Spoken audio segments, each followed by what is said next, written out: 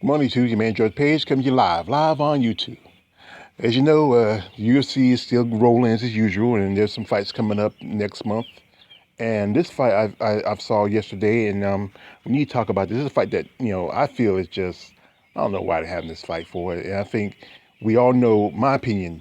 I know who's going to win this. You have Marion, the believes in Bruiser Reneau, versus Raquel Pegleg Pennington. Now I know they call her Rocky, but here we go. I mean, you remember when she fought Amanda Nunes, and then around about the before the fourth round, she went to a corner and she said, "I want to be done."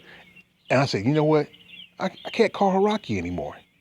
You can't, Rocky, you think about, like, you think of the name Rocky. Now, I'm not going to say Rocky Marciano. I'm thinking Rocky Balboa. Rocky didn't quit. Rocky kept fighting. Rocky like, you got to cut me, Mick. You got to cut me. But this Rocky, nah, I don't expect for her. And especially she's all cozy with the woman that was kicking her butt, sharing her girlfriend and, with her. You know, I mean, I don't know. I don't know how Teacher Toy is going to see. You know what? I think I go with Amanda. But as you know, it's going to come up. I think around the fight. I think it's scheduled around June. I think probably June 20th. I believe. I think or either June 30th. It's going to be pretty close. It's going to be. It's most of it's going to be in June. And Rocky versus Marion Reneau. Now, my man, Coach Harrison, last night he had a key victory for Marion. And the key victory is sweep the leg. We all know that Rocky has a very bad leg injury she got from an accident she had about a couple years ago. And that was one reason why some people feel like she shouldn't have come back and fought Amanda Nunes. But, the UFC gives you a chance to step up and make a little money. You take it. And, her leg is not 100%. I mean, she's been on a 3-fight losing streak. She lost against Nunes. She lost against GDR. And she got her butt handed to her just a few months ago by Holly Holm, who was also, on a losing streak. And Marion, she's been kind of on a losing streak since, to me, she got screwed out of opportunity to become a number one contender when she beat Sarah McMahon, was it almost about a couple years ago. And then, instead of her fighting Caitlin Vieira, I talked to this before, but she should be fighting Caitlin Vieira for a title shot. She fought Kat Zingano, and she didn't do too good with Kat. Kat got beat by Caitlin Vieira, and then they, instead of those two, the winners of their fights facing each other, they threw the loser of one fight against the winner of another fight, which is kind of unfair. And Marion's been she's been like a poster girl of grand larceny, right under Angela Hill, and her and Angela Hill, I think, only 2 or 3 black fighters in the UFC. Now, you remember we talked about before that her fight against Ashley Evans Smith, where she shouldn't have lost, and then there was this last year where she faced Yana Kuzskaya, where she should have fought. She should have won that fight because she put Yana's whole nose on the other side of her face. And then her fight with Betch Kahara, where Betch Kahara, I love Betch, but Betch lost that fight. The referee should have stopped it. If Marion's had 20 more seconds, the referee would have stopped it because she was ground and pounded to death. And we talked that, Marion is a slow starter. I mean, and she's a great BBJ artist. She's, I think, a purple belt. And I think Rocky, she's a good stand-up artist. She faced Kat Zingano, took a beating from Amanda Nunes. I mean, I think what should happen is that generally this is really Marion's fight to win. I believe this is her fight to win. She has to attack the leg. She has to stay out of Raquel's range. And she just has to be very, mobile. And then when you get to the point where you get on the ground, choke her out. She has a great triangle choke. She has won most of her fights by submission. You have to submit her, because here's the thing is, we know the judges will go with Rocky Pennington. No, I'm sorry, Raquel Pennington. I keep slipping. Raquel Pennington because of, the fact is they're racist and they're stupid. And they would say, okay, Raquel got a few good strikes in, but Marion was doing a better job, and Raquel kind of fights like Chuck Liddell, flat-footed. If Marion stays on her toe, stay out of her reach, get her in a good Muay Thai clinch and just drop knees on her, like you look like you're doing a knee workout. Like those kind of workouts you see, like just hopping and jumping up, and just attack her. And also go for that leg. Maybe get her to quit on the stand like she did that time with Amanda Nunes. This is her fight to have. You know, I love the Bleeds and Bruises. She's a great person. I follow on social media.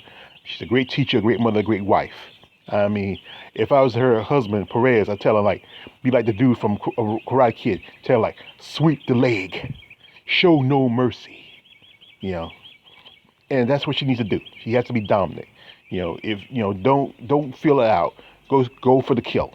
You know, but another fight's coming up, which I don't really care about, but we gotta talk about it. Broke leg, two broke knees, Modafferi versus Methhead and Murphy. Now, anybody who has a problem calling Methhead Murphy, we know she's a drug addict. And I know it's hard, but the fact is, some drug addicts can be assholes. And that's true. I mean, I've been dealings with people who's addicts, and they can be assholes. And that's who Lauren Murphy is. She's an asshole. And that's why I call her Methhead Murphy. Some people call her a robot because she's also flat-footed, but she is an asshole. I remember she just did a thing where she called out Eddie Alvarez. He wasn't a good instructor, but your problem is you didn't want to listen. Eddie was pretty good. I mean, Justin was also good when that year when they both competed on the Ultimate Fighter, her and Roxy. And Roxy, she started Ultimate Fighter when she was on the year where you had Ronda Rousey versus Misha Tate. And you remember that it was originally supposed to have been Ronda versus Kat Zingano, but I think Kat had to get surgery, so they called Misha at the last minute. And Roxy was on Misha's team along with Sarah Morris. And then they were starting the new flyweight division. She came back as a flyweight. She was still contracted to UFC, so she decided to go down to 125. And Lauren Murphy, I think she was also just contracted, and they both was competing on the Ultimate Fighters episode for the 125 division. And Lauren Murphy, she decided, oh wow, she wanted to go to Justin Gaethje's team. And then I remember the time when Eddie had to get charged ready for her fight, and they was using the sauna, and she was like, she wanted to use sauna, but they told her, hey, when Eddie's team had their time, they had their time, and Eddie was just really you got to watch that episode of The Ultimate Fighter with that was pretty funny. But my feeling is that this fight's not worth watching. Roxy Modafferi, she's been on a 2-fight winning streak. She beat Antonina Shevchenko, and then she beat the hype job Macy Barber.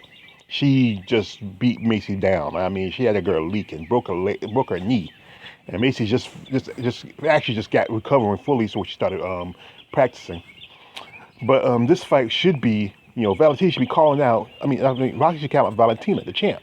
But I think the problem is everybody's scared of Valentina. Valentina is Baba Yaga. Remember in John Wick, Baba Yaga, that's the one, just the one you seen to kill the boogeyman. That's Valentina. Everybody's scared of her. I mean, you remember what happened with Caitlin Chicken? She ran for a while till she finally fought her.